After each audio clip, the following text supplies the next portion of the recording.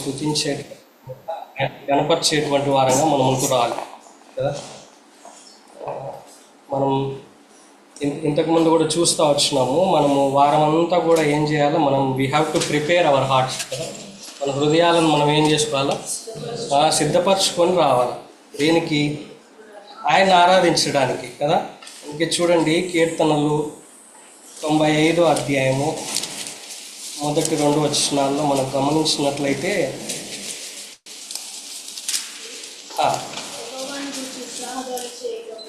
ఉత్సాహధ్వని చేయదము, సంతోషగానము చేయదము, వచ్చేదము చేయదము. చాలు చాలు. చూడండి, మనం ఎట్లా రావాలంట, యెహోవాను గూర్చి ఉత్సాహధ్వని చేయుదము, మన రక్షణ దుర్గమును బట్టి సంతోషగానము చేయుదము, కృతజ్ఞతాస్తుతులతో ఆయన సన్నిధికి. అది కాబట్టి మనము కృతజ్ఞతాస్తుతులతో ఆయన సన్నిధిలోనికి వచ్చేటువంటి వారంగా మనం ఉంటున్నాం. ఎట్లా వస్తాం మనం కృతజ్ఞతాస్తుతులతో ఆయన సన్నిధి కంటే? మనం వారమంతా కూడా కృతజ్ఞతాస్తుతులతో ఆయనకు చెల్లించగలిగితే కదా. మనం వారమంతా కూడా, లేకపోతే గడిచినటువంటి వారమంతా కూడా ఆయన్ని ఆరాధించగలిగినటువంటి వారంగా ఉన్నట్లయితేనే మనము ఈ యొక్క అనుభవంలోనికి మనం రాగలుగుతాం. కాబట్టి మనం అటువంటి హృదయాలతో వచ్చేటువంటి వారంగా ఉండాలని చెప్పబడుతూ ఉంది. కాబట్టి మనము ఆయన సన్నిధిలోనికి వచ్చినప్పుడు మనం ఆ విధంగా రావాలి. ఆయన్ని ఆరాధించేటువంటి వారంగా మనం ఉంటురాలి, బహిరంగంగా ఆరాధించాలి. అంతేకాదు, కీర్తనలు 100వ అధ్యాయం మొదటి వచనంలో కూడా అదే ఆయన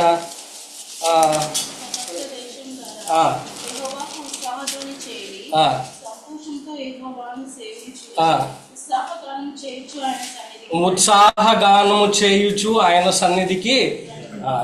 కృతజ్ఞతాస్తుతులతో రావాలి, అదేవిధంగా ఉత్సాహగానము చేయొచ్చు ఆయన సన్నిధికి. కాబట్టి ఆ విధంగా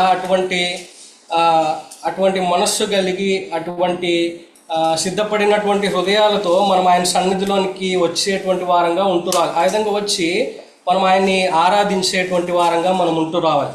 కాబట్టి ఉదయకాల సమయంలో మనం కొన్ని సంగతుల్ని మనం జ్ఞాపకం చేసుకొని, మనకు తెలిసినటువంటి భాగాలే మనం ఇదివరకు కూడా అనేక మార్లు మనం వీటిని ధ్యానిస్తూ వచ్చినాం. అయినప్పటికీ కూడా మనము కొన్ని సంగతుల్ని మనం జ్ఞాపకం చేసుకొని మనము ఆయన్ని ఆత్మతో సత్యముతో ఆరాధించేటువంటి వారంగా మనం ఉంటూ వద్దాం. చూడండి, యోహాను సువార్త 1వ అధ్యాయము 12-13 వచనాలు. ఉదయకాల సమయంలో మనకు దేవుడు అనుగ్రహించినటువంటి యేసుక్రీస్తు ప్రభువారిలో దేవుడు మనకు అనుగ్రహించినటువంటి ఆధిక్యతల్ని కొన్ని మనం జ్ఞాపకం చేసుకుని ఆ విధంగా మనం ఆయన్ని ఆరాధిస్తూ వద్దాం. చూడండి, యోహాను సువార్త 1వ అధ్యాయము, తన్ను ఎందరు అంగీకరించిరో వారికందరికీ,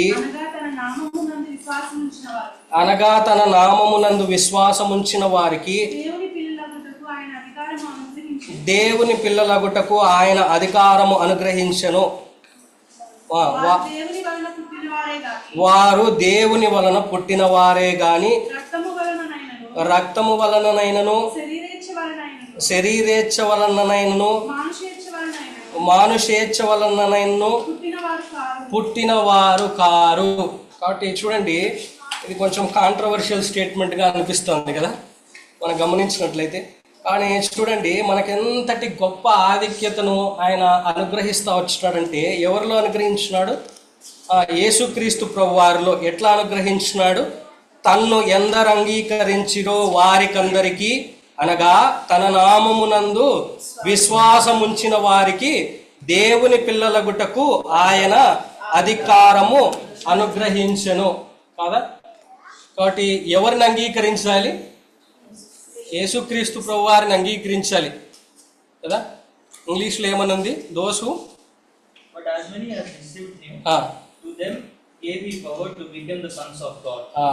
మెనీ యాజ్ రిసీవ్డ్ హిమ్ కదా. ఎవరైతే ఆయన్ని అంగీకరిస్తారో కదా, ఎవరిని? యేసుక్రీస్తు ప్రభువారిని కదా అంగీకరిస్తారో. అంతేకాదు, ఇంకా అనగా తన నామమందు విశ్వాసం ఉంచు వారికి. కాబట్టి ఆయన యందు విశ్వాసం ఉంచు వారికి ఏమిచ్చినాడు? ఆయన దేవుని పిల్లలు అయ్యేటువంటి అధికారం ఇచ్చినాడంట. కాబట్టి ఎంత గొప్ప ఆధిక్యత నీకు నాకు ఆయన దయచేసినటువంటి వాడిగా ఉంటూ వచ్చినాడు కదా. కాబట్టి మనకు తెలుసు ఆయన యందు విశ్వాసం ఉంచడం అంటే ఏందో మనకు తెలుసు. ఏంది ఆయన యందు విశ్వాసం ఉంచడం అంటే ఏంటి? సువార్త యందు విశ్వాసం ఉంచడం కదా. మనం ఇదివరకే చూస్తూ వచ్చినాం. 1 కొరింథీయులకు రాసినటువంటి పత్రిక 15వ అధ్యాయము 4-5 వచనాల్లో దీని గురించినటువంటి మాటలు చెప్పబడుతూ వచ్చినాయి కదా. లేఖనముల ప్రకారము 3వ దినము క్షమించండి 3 నుంచి చదువుకుందాం. నాకు ఇయ్యబడిన ఉపదేశమును మొదట మీకు అప్పగించి తిని, అదేమనగా లేఖనముల ప్రకారము క్రీస్తు మన పాపముల నిమిత్తము మృతి పొందెను, సమాధి చేయబడెను, లేఖనముల ప్రకారము 3వ దినమున లేపబడెను. కాబట్టి ఆయన యందు విశ్వాసం ఉంచడం అంటే ఇదే. ఏమని విశ్వాసం ఉంచాలి? ఆయన నా కోసము ఈ లోకానికి వచ్చినాడు, వచ్చి లేఖనముల ప్రకారము నా పాపముల నిమిత్తము మృతి పొందినాడు, సమాధి చేయబడ్డాడు. అంతేకాదు లేఖనముల ప్రకారము తిరిగి 3వ దినమున లేపు. కాబట్టి ఇదే విశ్వాసం. ఆయన యందు విశ్వాసం ఉంచడం అంటే ఇదే. ఆయన అంగీకరించడం అంటే ఇదే. కాబట్టి ఎప్పుడైతే మనం ఇది చేయగలుగుతా వచ్చినామో అప్పుడు మనకి ఏం అధికారం ఇస్తా వచ్చినాడు ఆయన? దేవుని పిల్లలయ్యేటువంటి గొప్ప అధికారాన్ని ఆయన మనకు అనుగ్రహిస్తా వచ్చినాడు. చూడండి ఎంత గొప్ప ఆధిక్యత అంటే, సొలొమోను 1 రాజుల గ్రంథం 8వ అధ్యాయం 27వ వచనంలో అంటాడు. ఏమంటాడంటే ఆయన్ని మనము కదా, మహాకాశము పట్టజాలనంతటి గొప్ప దేవుడా. అటువంటి గొప్ప దేవుడికి మనం ఏమైనామంట? పిల్లలమైతే వచ్చినాం. అటువంటి అధికారము మనకు అనుగ్రహిస్తా వచ్చినాడు. అంత గొప్ప దేవుని బిడ్డలమవ్వడానికి మనకు అధికారం ఇస్తా వచ్చినాడు. అంతేకాదు చూడండి, మనం 13వ వచనం చదువుకున్నట్లయితే ఇంకా వారు దేవుని వలన పుట్టిన వారే గాని రక్తము వలనైనను శరీరేచ్ఛ వలనైనను మానుషేచ్ఛ వలనైనను పుట్టిన వారు కారు కదా. ఇక్కడ మనం గమనించినట్లయితే మనం ఎట్లా పుట్టినాం? మనం శరీరంలోనే పుట్టినాం కదా, రక్తంలోనే పుట్టినాం కదా. కానీ ఇక్కడ చాలా స్పష్టంగా చెప్పబడతా వచ్చింది. ఏమని చెప్పబడతా వచ్చింది? వారు దేవుని వలన. కాబట్టి ఇది ఆత్మ సంబంధమైనటువంటి పుట్టుక. మనం శరీరంలో పుడతా వచ్చినాం, శరీరంలో ఉంటా వచ్చినాం. కానీ ఈ శరీరం ఏమైపోతుంది? ఇది నశించిపోయేటువంటిది. కానీ మనకు ఆత్మ సంబంధమైనటువంటి పుట్టుక ఆయన అనుగ్రహిస్తూ వచ్చినాడు. కాబట్టి అది ఎప్పటికి కూడా నాశనం అవనటువంటిది. అటువంటి అనుభవంలోనికి మనల్ని ఆయన నడిపిస్తూ వచ్చినాడు. కాబట్టి అందును బట్టి మనము ఈ ఉదయకాల సమయంలో ఆయన్ని ఏం చేయాలంటే ఆయన్ని ఆరాధించేటువంటి వారంగా మనం ఉంటూ రావాలి. కాబట్టి మనము చూడండి, వారు దేవుని వలన పుట్టిన వారే. ఖచ్చితంగా వాళ్ళు దేవుడు. కాబట్టి ఎంత గొప్ప అనుభవంలోనికి, ఎంత గొప్ప ఆధిక్యతలోనికి నన్ను ఆయన నడిపిస్తూ వచ్చినాడు. కాబట్టి అందును బట్టి ఉదయకాల సమయంలో మనము ఆయన్ని ఆరాధించేటువంటి వారంగా మనం ఉంటురాలి. మహాకాశములు పట్టజాలనంతటి ఆ గొప్ప దేవుడి కుమారులుగా, పిల్లలుగా మనకి అధికారం అనుగ్రహిస్తూ వచ్చినాడు. అల్ఫా ఒమేగా అయినటువంటి దేవుడు, ఆది అంతము లేనటువంటి దేవుడు. అంతేకాదు కీర్తనలో ఆయన కన్నులుండి చూస్తూ ఉంటున్నాడు, చెవులుండి వినేటువంటి దేవుడు మన దేవుడు, నోరుండి మాట్లాడగలిగేటువంటి దేవుడు. అటువంటి గొప్ప దేవుడికి పిల్లలు అవ్వడానికి మనకు అధికారం అనుగ్రహిస్తూ వచ్చినాడు. కాబట్టి అందును బట్టి నేను ఆయన్ని ఆరాధించేటువంటి వారంగా మనం ఉంటూ రావాలి. అదేవిధంగా చూడండి, మన పుట్టుక గురించి మనం జ్ఞాపకం చేసుకున్నట్లయితే పేతురు రాసినటువంటి 1 పత్రిక 1వ అధ్యాయం 22వ వచనం. క్షయ బీజము నుండి కాక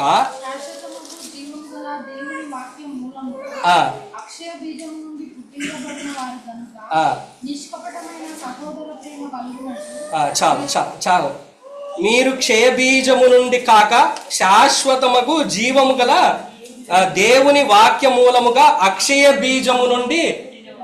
చూడండి, కాబట్టి క్షయ బీజము నుండి పుట్టినటువంటి మనల్ని ఆయన ఏం చేస్తా వచ్చినాడు? ఎట్లా మారుస్తా వచ్చినాడు? శాశ్వతమగు జీవము గల దేవుని వాక్య మూలముగా అక్షయ బీజముగా పుట్టినటువంటి వారిగా మనల్ని, కాబట్టి అటువంటి గొప్ప అనుభవంలోనికి, అటువంటి గొప్ప ఆధిక్యతలోనికి నిన్ను నన్ను ఆయన నడిపిస్తూ వచ్చినాడు. కాబట్టి ఉదయకాల సమయంలో మనము అందును బట్టి ఆయన్ని ఆరాధించేటువంటి వారంగా మనం ఉంటున్నాం.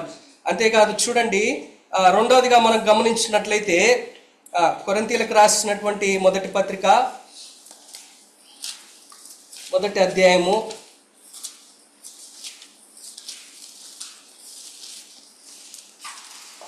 2వ వచనం.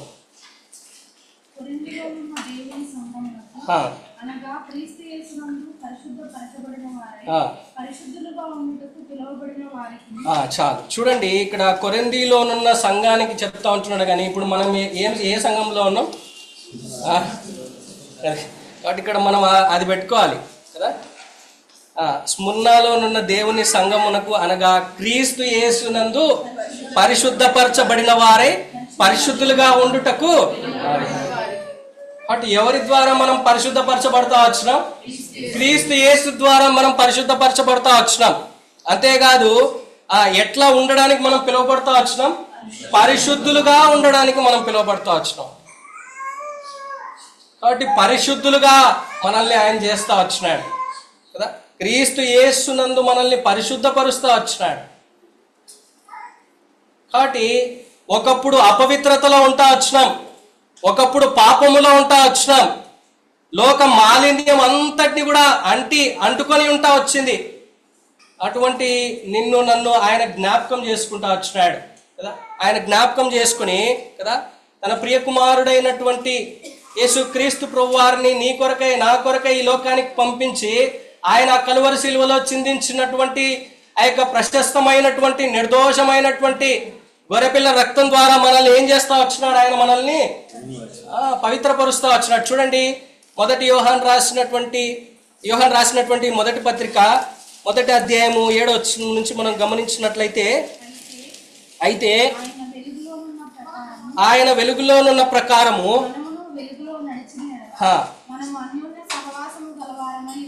ఇందుము అప్పుడు ఆయన కుమారుడైన యేసు రక్తము ప్రతి పాపము నుండి మనలను పవిత్రులుగా చేయును. 9వ వచనం కూడా మనం చూసినట్లయితే, మన పాపములను మనము ఒప్పుకొనిన ఎడల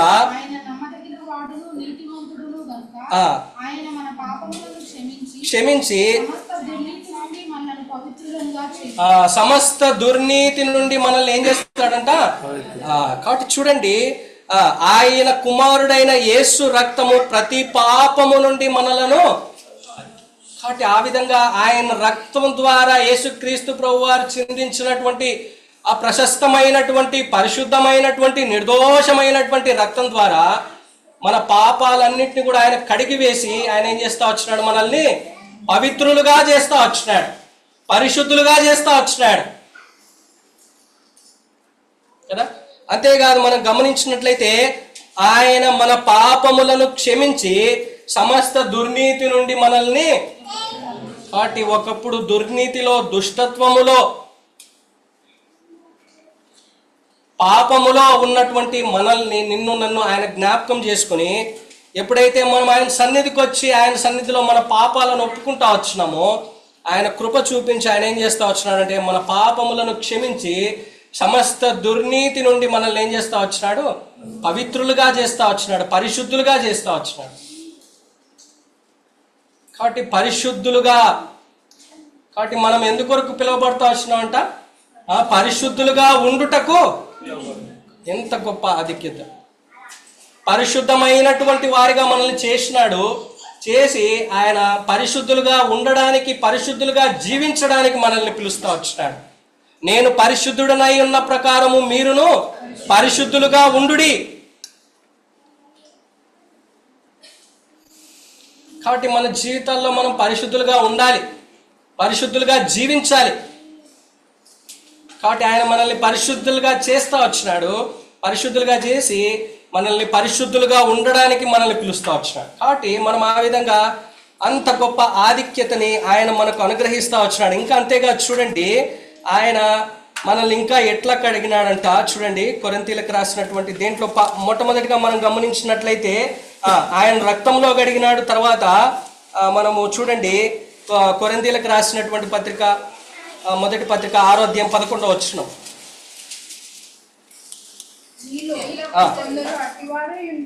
అట్టివారై ఉంటిరి గాని నామమును మన దేవుని ఆత్మయందును మీరు కడుగబడి పరిశుద్ధపరచబడిన వారై నీతిమంతులుగా తీర్చబడితిరి. మొట్టమొదటిగా మనం గమనించినట్లయితే ఆయన రక్తంతో కడిగి మనల్ని ఏం చేస్తా వచ్చినాడు? పవిత్రులుగా పరిశుద్ధులుగా చేస్తా వచ్చినాడు. ఇక్కడ మనం రెండోదిగా గమనించినట్లయితే మీలో కొందరు అట్టివారై ఉంటే గాని ఎటివారు పైన ఉన్నటువంటి వారు దొంగలైనను, లోపులైనను, త్రాగుబోతులైనను, దూషకులైనను, దోచుకుని వారైనను దేవుని రాజ్యమునకు వారసులు కానేరరు. కాబట్టి ఒకప్పుడు మనము దేవుని రాజ్యానికి వారసులు కాలేనటువంటి వారంగా ఉంటూ వచ్చినాం. అటువంటి మనల్ని ఆయన మొట్టమొదటిగా ఏం చేస్తా వచ్చినాడు? ఆయన సన్నిధిలోకి వచ్చి మన పాపములను ఒప్పుకున్నప్పుడు ఆయన రక్తం ద్వారా మన పాపాలని క్షమిస్తా వచ్చినాడు. మనల్ని పవిత్రులుగా చేసి మనల్ని పరిశుద్ధులుగా చేస్తా వచ్చినాడు. తర్వాత ఏం చేస్తా వచ్చినాడు?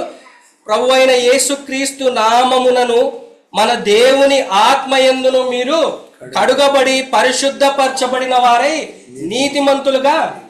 రెండవదిగా మనల్ని దేంతో కడుగుతా వచ్చినాడు? ఆత్మతో, పరిశుద్ధ ఆత్మతో కడుగుతా వచ్చినాడు. కాబట్టి దేవుని ఆత్మతో మనల్ని కడుగుతా వచ్చినాడు, కడిగి మనల్ని పరిశుద్ధులుగా చేస్తూ వచ్చినాడు. అంతేకాదు మూడోదిగా మనం గమనించినట్లయితే ఎఫెసీయులకు రాసినటువంటి పత్రిక 6వ అధ్యాయంలో ఉంటుంది వాక్యము చేత ఉదక స్నానము. 5వ అధ్యాయం 5వ అధ్యాయంలో ఉంటుంది వాక్యము చేత ఉదక స్నానం అంటుంది కదా. కాబట్టి మనల్ని 3 రకాలుగా ఆయన కడుగుతూ ఉంటున్నాడు. ఆయన రక్తం ద్వారా, ఆయన ఆత్మ ద్వారా, అదేవిధంగా ఆయన వాక్యం ద్వారా. చూడండి ఎంత గొప్ప ఆధిక్యత నీకు నాకు ఆయన దయచేస్తూ వచ్చినాడు. కాబట్టి అందును బట్టే ఉదయకాల సమయంలో మనము ఆయన్ని ఆరాధించేటువంటి వారంగా మనం ఉంటున్నాం. తర్వాత 3వ ఆధిక్యత మనం గమనిస్తూ వద్దాం. చూడండి ఎఫెసీయులకు రాసినటువంటి పత్రిక 2వ అధ్యాయము 10వ వచనం.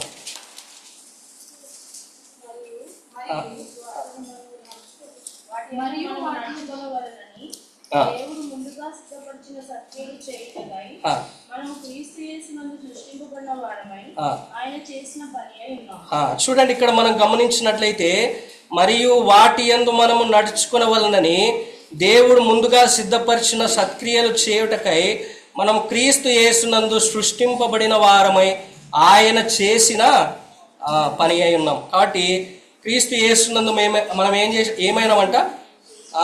సృష్టింపబడతా వచ్చినాం. వీఆర్ హిజ్ న్యూ క్రియేషన్ కదా. అందుకే అపోస్తుడైనటువంటి పౌలు గల్తీలకు రాసినటువంటి పత్రికలు ఏమవుతాడు? మనము నూతన. కాబట్టి మనం క్రొత్తగా సృష్టింపబడతా వచ్చినాం. నూతనంగా మనల్ని సృజింపజేస్తా వచ్చినాడు, సృష్టిస్తా వచ్చినాడు. పాత దానంతటిని కూడా తీసివేస్తా వచ్చినాడు. తీసివేసి మనల్ని ఏం చేస్తా వచ్చినాడు? ఆయన చేసిన పని అయి ఉన్నాము. ఇంగ్లీష్లో ఏమనుంది? వీఆర్ హిజ్ వర్క్మ్యాన్షిప్ కదా. వీఆర్ హిజ్ వర్క్మ్యాన్షిప్ అంటే ఆయన చేసినటువంటి పనిగా ఉన్నాం. ఆయన మనల్ని పాడైపోయినటువంటి మనల్ని రీస్టోర్ చేస్తూ వచ్చినాడు కదా. నాశనం అయిపోయినటువంటి మనల్ని ఆయన తిరిగి పునరుద్ధీకరిస్తూ వచ్చినాడు. ఎవరు అసలు పట్టించుకోనటువంటి మనల్ని ఆయన తిరిగి మనల్ని ఏం చేస్తూ వచ్చినాడంటే ఆయన రీస్టోర్ చేస్తూ వచ్చినాడు. ఒక పాత గరాజ్లో ఒక కారు ఉందనుకోండి, ఎందుకు పనికి రాకుండా, లేకపోతే ఒక బైక్ ఉందనుకోండి, దాన్ని రీస్టోర్ చేస్తే ఎట్లుంటుంది కదా. అది కొత్తగా అంతా న్యూగా చేసి కదా మనల్ని కూడా ఆయన ఆ విధంగా రీస్టోర్ చేస్తూ వచ్చినాడు. పనికిరానటువంటి వారంగా, ఎందుకు ఉపయోగము లేనటువంటి వారంగా కదా. ఎవరికి ఎక్కడా కూడా ఈ లోకంలో కానీ ఎక్కడా కానీ ఏ విధంగా ఉపయోగము లేనటువంటి మనల్ని ఆయన నిన్ను నన్ను ఆయన జ్ఞాపకం చేసుకుని ఆయన నూతనంగా సృజించి ఆయన ఏం చేస్తూ వచ్చినాడు? మనల్ని ఆయన పనిగా ఆయన చేసిన కాబట్టి ఆయన చేసినటువంటి పని అయి ఉన్నాం అనమాట. కాబట్టి ఆ విధంగా మనల్ని రీస్టోర్ చేస్తూ వచ్చినాడు. ఆ విధంగా మనల్ని పునరుద్ధీకరిస్తూ వచ్చినాడు. పునరుద్ధీకరించుకొని ఆయన ఎక్కడ పెడతా వచ్చినాడు? ఆయన సంఘంలో పెట్టుకొని ఆయన పని కొరకే మనల్ని ఉపయోగించుకుంటా ఉంటున్నాడు. అర్హమైనటువంటి పాత్రలుగా నిన్ను నన్ను చేస్తా వచ్చినాడు. పగిలిపోయినటువంటి పాత్రలుగా, లేకపోతే విసిరివేయబడినటువంటి పాత్రలుగా ఉన్నటువంటి మనల్ని ఆయన జ్ఞాపకం చేసుకుని ఆయన అర్హమైనటువంటి పాత్రగా మనల్ని చేస్తా వచ్చినాడు. కాబట్టి మనము ఆయన చేసినటువంటి పని అయి ఉన్నాం. అంతేకాదు ఆయన మనల్ని సృజిస్తా వచ్చినాడు. మనం ఇప్పుడు ఏంటి? నూతన సృష్టి. కాబట్టి పాతది ఏది కూడా మన జీవితాల్లో లేదు. కాబట్టి మనం పాత దాని వైపు తొంగి చూసేటువంటి వారంగా మనం ఉండకూడదు.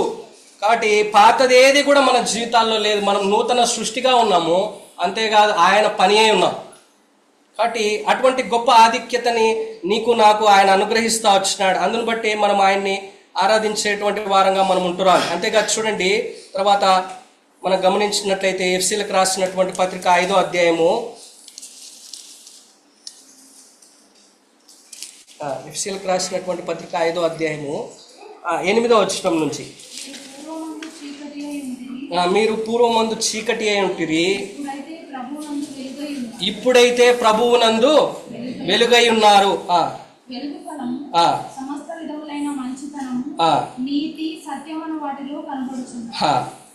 కనుక ప్రభువుకి ఏది ప్రీతికరమైనదో దానిని పరీక్షించుచు వెలుగు సంబంధుల వలె నడుచుకుందు. చాలు చూడండి, ఇక్కడ మనం గమనించినట్లయితే ఇక్కడ మీరు పూర్వమందు చీకటి అయి ఉంటిరి, ఇప్పుడైతే ప్రభువు నందు ఎట్లా ఉన్నామంట? కాబట్టి మనం వెలుగుగా ఉన్నాం, ప్రభువు నందు వెలుగుగా ఉన్నాం.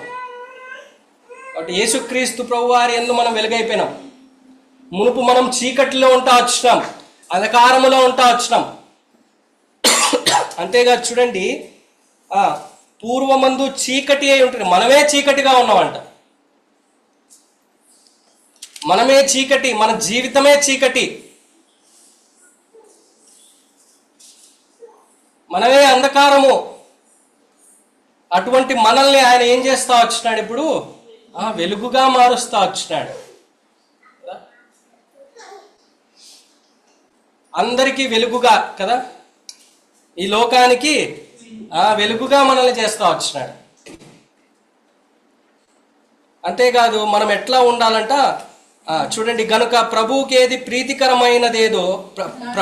ప్రీతికరమైనదో దానిని పరీక్షించు వెలుగు సంబంధుల వలె మనం నడుచుకోవాలి. ఆయన మనల్ని వెలుగుగా చేస్తా వచ్చినాడు. కాబట్టి మనం వెలుగు సంబంధుల వలె మనం నడుచుకుంటూ రావాలి. కాబట్టి మనం వెలుగు సంబంధులం, లేకపోతే వెలుగు పిల్లలం. ఒకప్పుడు మనము చీకటి అయి ఉంటా వచ్చినాం, అటువంటి మనల్ని ఆయన ఏం చేస్తా వచ్చినాడంటే వెలుగుగా మారుస్తా వచ్చినాడు. ఒకప్పుడు చీకటిలో ఉంటా వచ్చినాం, అంధకారములో ఉంటా వచ్చినాం, అటువంటి మనల్ని ఆయన ఏం చేస్తా వచ్చినాడు? చీకటిలో నుంచి వెలుగులోనికి మనల్ని నడిపింపజేస్తా వచ్చినాడు, దాటింపజేస్తా వచ్చినాడు. కాబట్టి అందును బట్టి మనము ఉదయకాల సమయంలో మనం ఆయన్ని ఆరాధించేటువంటి వారంగా మనం ఉంటున్నాం. ఎంత గొప్ప ఆధిక్యతను మనకు దయచేస్తా వచ్చినాడు. అంతేకాదు ఈ లోకానికి వెలుగుగా మనల్ని నిలబెడతా వచ్చినాడు, అనేక మందికి మాదిరిగా మనల్ని నిలబెడతా వచ్చినాడు.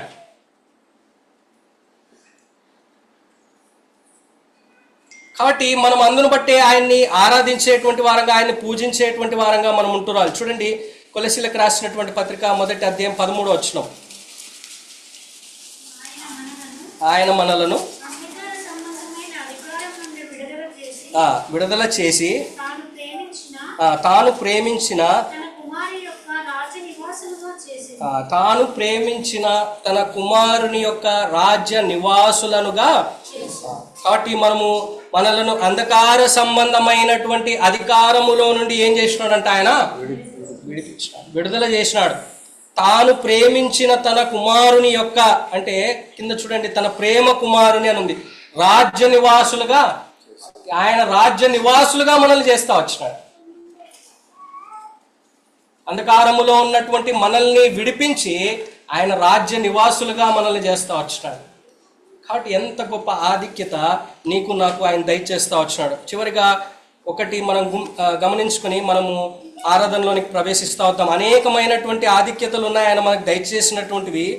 అయితే మనము చివరిగా ఒకటి చూసుకొని మనము ముగించుకుంటూ వద్దాం. చూడండి, ఫిలిప్పీలకు రాసినటువంటి పత్రిక 3వ అధ్యాయం 20వ వచనం.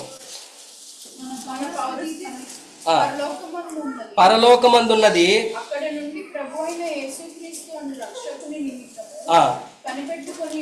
చాలు. చూడండి, మన పౌరస్థితి పరలోకమందున్నది, అక్కడ నుండి ప్రభు అయిన యేసుక్రీస్తు అను రక్షకుని నిమిత్తము మనం ఏం చేస్తా ఉంటున్నామంట. కాబట్టి ప్రభు అయినటువంటి యేసుక్రీస్తు ప్రభు వారిలో మనకి ఏం దొరుకుతా వచ్చింది? మన పౌరస్థితి ఎక్కడుంటా వచ్చింది? అది కదా, ఎంత గొప్ప ఆధిక్యత. ఈ లోకంలో మనకు పౌరస్థితి ఉంది, కానీ ఇది ఒకానొకప్పుడు ఇది ఏమైపోతుంది,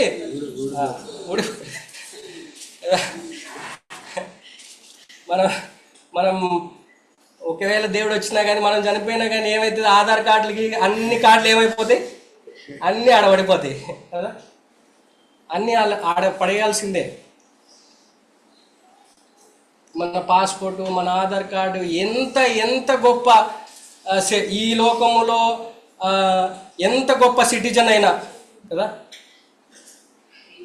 ఎంత గొప్ప సిటిజన్ అయినా అది ఏమైపోతుంది అంటే నాశనం అయిపోవాల్సింది. కాబట్టి అది మనం కరోనా టైంలో బాగా చూస్తూ వచ్చినాం కదా.